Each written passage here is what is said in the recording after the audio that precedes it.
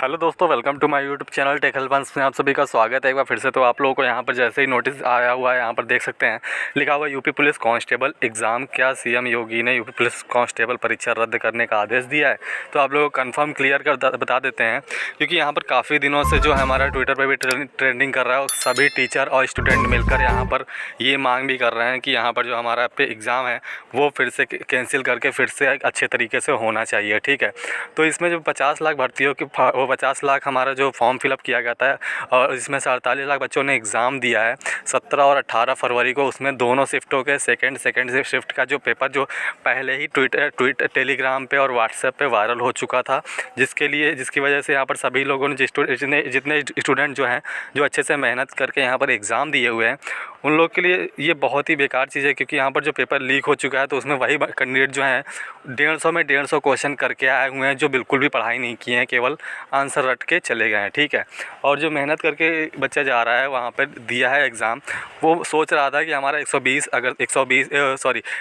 Question कर लेंगे, 130 question कर लेंगे तो उन लोगों का नंबर बन जाएगा। लेकिन जब 150 पे 150 क्वेश्चन करने वाले यहाँ पर भी हैं तो क्या ही उन लोगों का हो पाएगा। तो इस वजह से काफ़ी कैंडिडेट जो हैं वो सोच रहे थे, यहाँ पर मांग रख रहे थे कि यहाँ पर जो पेपर है वो कैंसिल हो जाना चाहिए और एग्ज़ाम कराना चाहिए।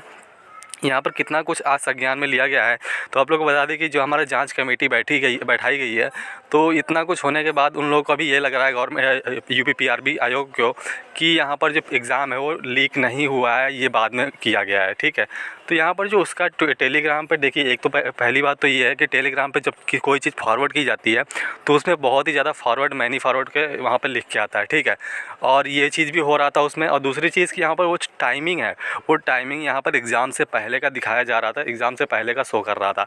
1:32 पे पेपर वायरल हुआ था और 3 बजे एग्ज़ाम था। सोच सकते हैं आप लोग, 2 घंटे पहले पेपर वायरल हो चुका था और 2 घंटे में अगर वो 1 लाख बच्चों के पास भी गया होगा, 1 लाख बच्चे भी देखे होंगे, तो 1 लाख वैकेंसी है 60,000। 1 लाख बच्चे भी अगर 150 क्वेश्चन करके आ रहे हैं तो 1 लाख लोगों को नौकरी कैसे दे पाएंगे यूपी की सरकार। ठीक है, तो ये बहुत सोचने वाली बात है। यहाँ पर पेपर को तो पूरी तरह निरस्त करना ही चाहिए, लेकिन अब आयोग द्वारा बताया जाए वो इसको खारिज कर रहे हैं कि पेपर लीक नहीं हुआ है। तो एक चीज़ बता दें कि यहाँ पर इसमें गवर्नमेंट का भी, सरकार का भी पूरी तरीके से सहयोग नहीं मिल पा रहा है। और जो कुछ दिनों से जो काफ़ी टीचर्स थे साथ दे रहे थे, उन लोगों का भी अब मन थोड़ा सा से वो हो गया है। ठीक है, तो यहाँ पर अब मुझे नहीं आशा करना तो गलत नहीं है, लेकिन हो सकता है कि पेपर कैंसिल ना हो।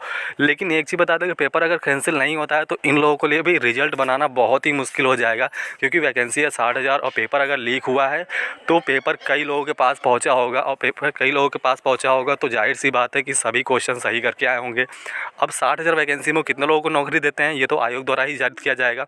अब अगर पेपर लीक नहीं होता है तो बहुत ही बेकार बात है यहाँ पर। और यहाँ पर जो स्टूडेंट हैं उनकी आवाज़ को भी यहाँ पर दबाने का काम किया जा रहा है कि यहाँ पर वो आवाज़ ना उठाएं। और दूसरी बात ये है कि इस समय इलेक्शन भी है, इलेक्शन में अब काफ़ी कैंडिडेट ये भी बोल रहे हैं कि अगर हमारा जो ये आयोग द्वारा यहाँ पर कैंसिल नहीं किया गया तो इसका जवाब इलेक्शन में देखने को मिलेगा। ठीक है, तो यहाँ पर सारा कुछ यहाँ पर सरकार को सोचना पड़ेगा, क्योंकि युवा जो हैं वो काफ़ी दूर दूर से यहाँ पर एग्ज़ाम देने हुए आए थे, कई स्टेट से अलग अलग आए थे, जिसमें बहुत से गरीब परिवार के भी हैं जो कई सालों से इंतज़ार कर रहे थे। एक तो 50 यहाँ पर जो 60,000 वैकेंसी आई हुई है वो 5 सालों के बाद यहाँ पर वैकेंसी आई हुई है। उसके बाद 5 साल के बाद आने के बावजूद यहाँ पर पेपर अगर लीक हो जाता है तो यहाँ पर जाहिर सी बात है कि कई लोगों की तो यहाँ पर रोजी रोटी है और कितने सपने होंगे वो सब टूट चुके हैं। ठीक है, तो यहाँ पर बाकी आप लोग थोड़ा सा मेहनत अगर करते हैं, यहाँ पर थोड़ा सा अगर और शक्ति दिखाते हैं, थोड़ा सा और अपना जो मनोबल है वो आवाज़ उठाते हैं तो फिर यहाँ पर थोड़ा बहुत तो देखने को ज़रूर मिलेगा।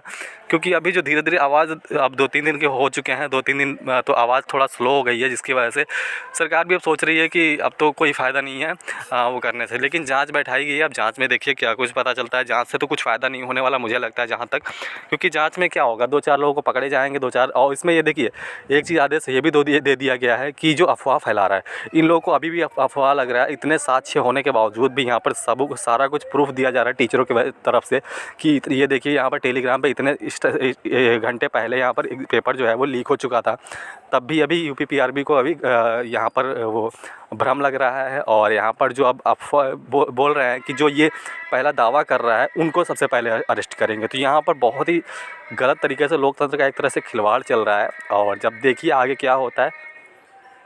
बाकी आप लोगों को जैसे कोई नोटिस आती है, अपडेट आता है, आप लोगों को सबसे पहले प्रोवाइड करा दिया जाएगा। चलिए मिलते हैं नेक्स्ट वीडियो में, तो बाय बाय, टेक केयर, जय हिंद।